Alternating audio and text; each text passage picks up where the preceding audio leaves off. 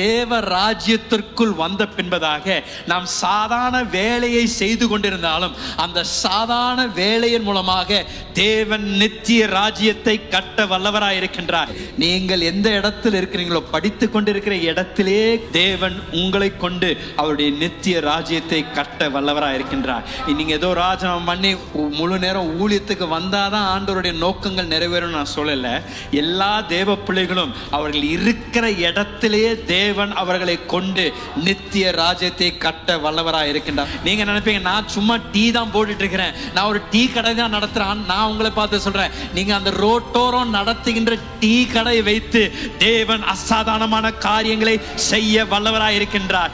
ஆண்டவர் கடந்த நாட்களில் சாதாரண ஷூவை தைச்சு கொண்டிருந்த மனிதனை கொண்டு ஒரு தேசத்தையே அசைக்கக்கூடிய வல்லமை உள்ள தேவனாய் இருந்தார்னா, உங்களை கொண்டு தேவன் எவ்வளவு சிறந்த காரியங்களை செய்ய வல்லவராய் இருக்கின்றார். நீங்கள் என்னத்தை செய்து கொண்டிருந்தாலும் சரி, எந்த வேலையில் இருந்தாலும் சரி, எந்த படிப்பில் இருந்தாலும் சரி, தேவனுக்கு உங்கள் வாழ்க்கையை நீங்கள் அர்ப்பணிப்பீர்கள் என்றால் உங்களை கொண்டு தேவன் செய்யக்கூடிய காரியங்களுக்கு முடிவில்லை, எல்லை இல்லை. தேவன் நீங்கள் நினைப்பதை காட்டிலும் எதிர்பார்ப்பதை காட்டிலும் மிக சிறப்பாக தேவன் செய்ய வல்லவராய் இருக்கின்றார்.